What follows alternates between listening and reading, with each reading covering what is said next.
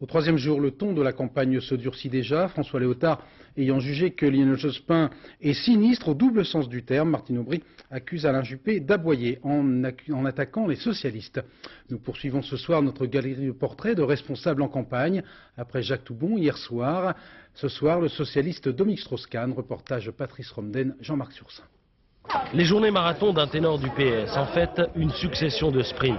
Terrain, studio, réunion, voiture, mouvement perpétuel. Salle André Malraux à Sarcelles, à 48 heures du premier meeting de Lionel Jospin.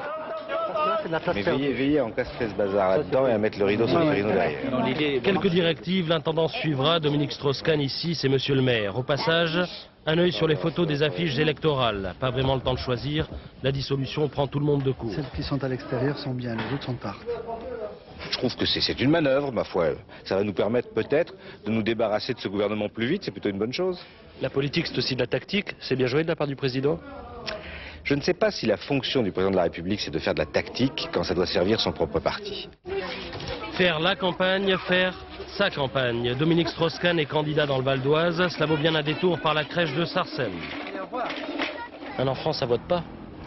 Un enfant, ça vote pas, mais ça n'empêche pas qu'il faille s'en occuper. Dont acte, mais dans l'immédiat, c'est la droite qui préoccupe Dominique Strauss-Kahn, en route pour Paris. Selon que la droite dira ci ou dira ça, évidemment, on y répondra et ça, on ne peut pas le prévoir à l'avance. Selon que ça sera plutôt la tendance Madelin ultralibérale qui va l'emporter, ou bien au contraire une autre tendance plus traditionnelle de la droite, eh bien, on ajustera nos arguments. Et ça, on ne sait pas tellement a priori. Moi, mon impression, c'est quand même que ce qu'on a devant nous, là, c'est Juppé bis, et c'est reparti pour un grand plan de rigueur. Mais lui ne jure que par la relance. Il a conçu le programme économique du PS et veut l'appliquer, maintenant. On ne va pas jouer en disant, attendez, nous, ce qui nous intéresse, c'est que le pouvoir, et puis donc on va attendre 2002 parce qu'on pourra gagner plus facilement. Il faut traiter les problèmes maintenant. Vous y croyez franchement à la victoire ou pas? Ah ouais, vraiment. Vous arrivez à le dire sans rire? Non, non, sans rire. Il n'y a pas de rire, vous savez. Bon, les sondages, c'est pas tout, hein, mais quand on regarde les sondages, on voit que la gauche et la droite est à un demi-point près. En une campagne, à un demi-point, ça se rattrape.